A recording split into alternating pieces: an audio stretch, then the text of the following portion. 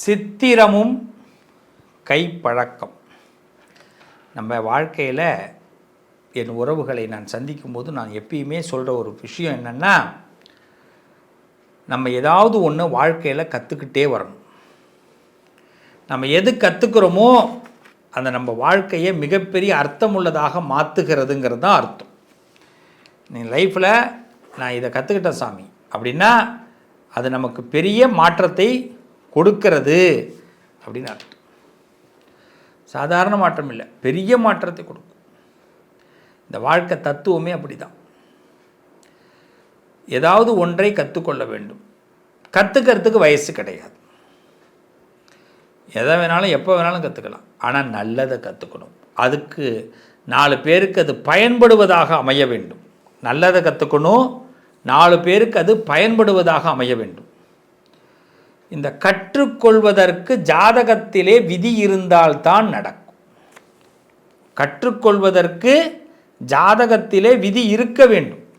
அந்த விதி ஒன்று இல்லைன்னா அந்த ஜாதகத்தில் எதையுமே நம்ம கற்றுக்கவே முடியாது. காலம் வரைக்கும் எப்பயுமே நாம் யாருக்காவது ஒருத்தவங்களுக்கு அடிமையாகவே இருந்துக்கிட்டு இருப்போம். சரி, எப்படி கற்றுக்கலாம், எப்போ கற்றுக்கலாம் அப்படின்னா ரொம்ப சிம்பிள். ஒரு மனுஷனுடைய எண்ணம் எப்போ நடுநிலை அடைகிறதோ அப்போ கற்றுக்க முடியும். மனம் சமதளத்தில் இருக்கும் பொழுது தான். நமக்கு வரக்கூடிய பிரச்சனைகள்லாம், நம்ம வீட்டில் எப்போயுமே பிரச்சனை எதனால் வருது?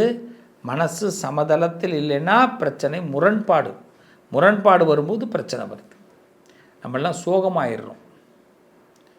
ஒரு ஜாதகத்தை எடுத்துக்கிறோம்னா ஜாதகத்தில் ஆளும் திறமைன்னு ஒன்று சொல்லுவாங்க, அக்செப்டேஷன். அது இருந்தால் தான் நம்ம ஒரு விஷயத்தை கற்றுக்க முடியும். அக்செப்டேஷன் இருந்ததுன்னா நாம் ஒரு விஷயத்தை கற்றுக்க முடியும். அந்த அக்செப்டேஷன் உங்கள் வாழ்க்கையில் மிகப்பெரிய யோகத்தை கண்டிப்பாக கொடுக்கும். இது உங்களுக்கு பெரிய பலம். இந்த அக்செப்டேஷனை எது கொடுக்குது? ஜாதகத்தை பார்த்தோம்னா முதல்ல லக்னத்தை எடுத்துக்கிறோம். லக்னம் நல்லா இருந்தால் உங்களுக்கு நல்லது நடக்கும். லக்னத்தில் எந்த அபக்கிரகங்களும் இருக்கக்கூடாது. லக்னம் நல்லா இருந்ததுன்னா உங்களுக்கு உங்கள் வாழ்க்கையில் ஏதோ ஒரு விஷயத்தை இந்த ஆண்டவன் கற்றுக் கொடுத்துட்றான். இந்த பிரபஞ்சம் கொடுத்துரும். லக்னம் நல்லா இருக்கணும். லக்னம் நல்லா இருக்கணும்னா அது லக்னத்தில் யாரும் இல்லாமல் இருக்கணும். அதுதான் முதல்ல நல்லா இருக்கிறது. அடுத்தது அந்த லக்னாதிபதி நல்லா இருக்கணும். லக்னாதிபதினா இப்போ நீங்கள் மீன லக்னம்னா மீன லக்னத்துக்கு அதிபதி யாருன்னா குரு. அந்த குரு ஒன்று உச்சம் பெருகணும், இல்லை ஆட்சி பெறணும், குறைந்தபட்சம் நட்பாவது பெறணும். ஆனால் அந்த லக்னாதிபதி மறைந்தோ நீசமாகியோ அவர் சாதகம் இல்லாமல் இருந்தார்னா நம்மளுடைய விதி எங்கே போனாலும் மாறிக்கிட்டே இருக்கும். நம்மள்கிட்ட என்ன திறமை இருந்தும் எதையும் கற்றுக்க முடியாது, எதையும் தெரிஞ்சிக்க முடியாது, எதையும் கொண்டு போக முடியாது. இங்கே தான் மிஸ்டேக் ஆகுது நம்ம எல்லாருக்கும். அப்போ லக்னாதிபதி தான் ரொம்ப பலம்.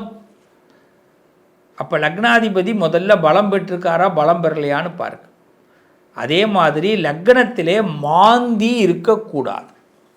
லக்னத்திலே மாந்தி இருந்தால் உடனடியாக நம்ம செய்ய வேண்டிய பரிகாரம் ராமேஸ்வரம் போகணும். ஒன்றும் செய்ய வேண்டாம், நேராக ராமேஸ்வரம் போகணும். அது எப்படி போகணுன்னா, நீங்கள் எந்த ஊரில் இருக்கீங்களோ அங்கேருந்து ராமேஸ்வரம் போகிறோம். அது டூர் பேக்கேஜாக பண்ணக்கூடாது. லக்னத்தில் மாந்தி இருந்தால் லக்னாதிபதி நல்லா இருக்கணும். லக்னாதிபதி நல்லா இல்லைன்னா அந்த லக்னத்துக்கு உரியவரை, இப்போ மீன லக்னம்னா மீன லக்னத்துக்கு உரியவர் குரு, அந்த குருவுக்கு ஸ்ரேயஸ் பண்ணணும், அவருக்கு ஏதாவது திருப்திப்படுத்தணும்.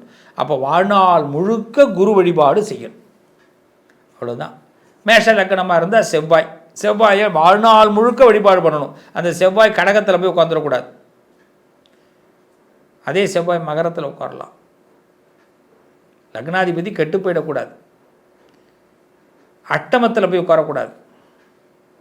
அப்போ பரிகாரம் தேடணும். பரிகாரம் ரொம்ப எளிமையான பரிகாரமாக இருக்கணும், கஷ்டப்படக்கூடாது. அப்போ ராமேஸ்வரம் போகணுன்னா லக்னத்தில் மாந்தி இருந்தால் ராமேஸ்வரம்.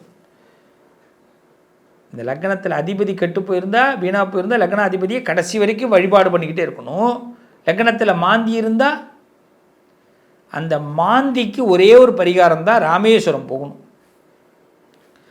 நேராக எங்கேருந்து புறப்படுறோமோ அங்கே ராமேஸ்வரம் போயிட்டு அங்கே கடலில் நீராடிட்டு, அங்கே 22 கிணறு இருக்கும், அந்த கிணறுல நீராடிட்டு ராமநாத சுவாமி பர்வதவர்தினி தாயாரை வழிபாடு செஞ்சுட்டு நேராக அங்கேருந்து பக்கத்தில் திருப்புல்லானின்னு ஒரு ஊர், அங்கே பெருமாளை போய் சேவிச்சுட்டு ஊரை பார்க்க வர வேண்டியது. இவ்வளோதான் பரிகாரம். அதுக்கு அடுத்தது வரும்பொழுது கும்பகோணத்துக்கு பக்கத்தில் மாந்தி ஸ்தலம்னே இருக்கு. கும்பகோணத்துக்கு பக்கத்தில் குளிகனுக்கு ஸ்தலம் உண்டு. சனி பகவான் அங்கே ஸ்தலமாக இருக்கு, மாந்தி ஸ்தலம். நீங்கள் அந்த ஸ்தலத்தை போய் வழிபாடு பண்ணுங்கள். இவ்வளவுதான், வேறு எந்த பரிகாரமும் தேவையில்லை. இப்போ லக்னம் சரியிருந்தா, விதி சரியிருந்தா வாழ்க்கை நல்லா இருக்கும். இந்த விதியை தீர்மானிக்கிறது நீயோ நானோ கிடையாது தங்கங்களா, லக்னம் மட்டுமே, பிறந்த நேரம் மட்டுமே. அதுக்கு தான் ஒவ்வொருத்தவங்களும் ஜாதகம் பார்க்கும்போது பிறந்த நேரத்தை ஏன் பார்க்குறோம்? நல்ல நேரத்தில் புள்ள எடுக்கணும்னு ஏன் சொல்கிறாங்க? நல்ல நேரத்தில் குழந்தை பிறக்கணும்னு ஏன் சொல்கிறாங்க? பிறக்கும் பொழுது லக்னம் நல்லா இருந்துருச்சுன்னா விதி சரியாக எழுதப்பட்டதுன்னு அர்த்தம். மறுக்கப்படாது, வாழ்க்கையில் எதுவுமே மறுக்கப்படாது. லக்னம் சரியாக இருந்தால் வாழ்க்கையில் எதுவும் மறுக்கப்படாது. மரணம் கூட, ஒரு மரணம் வருதுன்னா கூட அதை மாற்றி எழுத முடியும் லக்னம் சரியாக இருந்தால். லக்னம் சரியில்லைன்னா நம்ம லைஃப்பை ஆப்பர்ச்சுனிட்டிஸ் மிஸ்ஸிங், சபையேறாது. இது லக்னத்திற்குள்ள விஷயம். இந்த லக்னத்துக்குள்ள பரிகாரம் ராமேஸ்வரம், திருப்புல்லானி, கும்பகோணத்துக்கும் பக்கத்தில் மாந்தி ஸ்தலம் சென்று வழிபாடு பண்ணுங்கள். திருநாகேஸ்வரத்துக்கு பக்கத்தில் இருக்குது. வழிபாடு பண்ணுங்கள், நல்லா இருப்பீங்க, நல்லது நடக்கும். இந்த உலகம் உங்களை ஒரு உத்தமராக, உண்மையான மனுஷனாக, உயர்ந்த இடத்துல கொண்டு போகணும்னு ஆசைப்படுறதுனால தான் இந்த பதிவை பார்க்க வைக்குது. லக்னாதிபதியை வலுப்படுத்துவோம். சிம்ம லக்னமாக இருந்தால் சூரிய பகவான், சூரியனே இல்லை, சிம்ம லக்னாதிபதி சூரியன் கெட்டு போயிட்டாரு, நல்லா இல்லைன்னா வாழ்நாள் முழுவதும் சூரியனை வழிபாடு பண்ணுங்க. கடக லக்கணமாக இருந்தால் சந்திரன், சந்திரனை வாழ்நாள் முழுக்க, கெட்டு போயிருந்தால் தான், நல்லா இருந்தால் பிரச்சனையே கிடையாது. மிதுன லக்கணமாக இருந்தால் புதன், ரிஷப லக்கணமாக இருந்தால் சுக்கிரன், அதே மாதிரி கன்னி லக்கணமாக இருந்தால் புதன், துலா லக்கணமாக இருந்தால் சுக்கிரன், விருச்சிக லக்கணமாக இருந்தால் செவ்வாய், தனுர் லக்கணமாக இருந்தால் குரு, மகரம் கும்ப லக்கணமாக இருந்தால் சனி பகவான். இவாளை தொடர்ந்து வழிபாடு பண்ணணும். அவள் கெட்டு போயிருந்தால், வீணாக போயிருந்தால், சரியாக இல்லை, கிரகம் அமைப்பு சரியில்லை, லக்னத்தில் ஏதாவது கிரகங்கள் உட்கார்ந்துருந்தால் உடனடியாக பரிகாரங்களை பண்ணி ஒன்றும் இல்லை, வழிபாடு தான் சுவாமி. அதற்குரிய தெய்வங்களை, அதற்குரிய கிரகத்தை தொடர்ந்து நாம் நேசிக்கணும். ஒரு வாரம் பண்ணால் போதும், 2 வாரம் பண்ணால் போதும் இல்லை. போகும்போது கோயிலுக்கு போக போகிறோம், சிவாலயம் போக போகிறோம், நவகிரகம் இருக்குது, சுற்றி வரப்போகிறோம். நவகிரகத்தில் நம்ம எந்த கிரகத்தில் வீக்காக இருக்கோன்னு தெரிஞ்சுக்கிட்டு அந்த வீக்காக இருக்கிறது கிரகத்தை ஒரு வணக்கத்தை போடுறது. Good morning, good evening, good afternoon போடுறோம்ல. எத்தனை பேருக்கு வாட்ஸ்அப்பில் மெசேஜ் போடுறோம். அது மாதிரி சுவாமிக்கு ஒரு மெசேஜ் பண்ணிகிட்டே இருக்கிறோம். அவர் ரிப்ளை பண்ணுவாரா பண்ண மாட்டாரான்னு கேட்காதீங்க. கண்டிப்பாக உங்களுக்கு அவர் சரியான ப்ளே பண்ணுவார். லைஃப்பை சரியான உங்கள் லைஃப்பை ப்ளே பண்ணுவார். ரிப்ளை பண்ணுறாரோ இல்லையோ, ப்ளே பண்ணுவார். நல்லது நடக்கும். வாழ்க்கை ரொம்ப எளிமையானது, ரசிக்கக்கூடியது. அந்த வாழ்க்கையில் நம்ம ஏதாவது ஒன்றை கற்றுக்கணும், கற்றுக்கிறத மட்டும் உறுதியாக இருங்க. அதுக்கு லக்னம் உறுதியாக இருக்கும், நல்லது நடக்கும். மீண்டும் உங்களை அடுத்த சந்திப்பில் சந்திக்கிறேன். உங்கள் அதிர்ஷ்டத்திற்கான தீர்வு: கல்வி, பதவி, யோகம், தொழில் வளர்ச்சி பெருக, ஜாதகம், வாஸ்து, திருமண பொருத்தம் பார்க்கவும், பிரசன்னம் கேட்கவும். Positive line doctor Sivasri Manikanda Sivam. தொடர்பு கொள்ள வேண்டிய வாட்ஸ்அப் எண் 7904137178.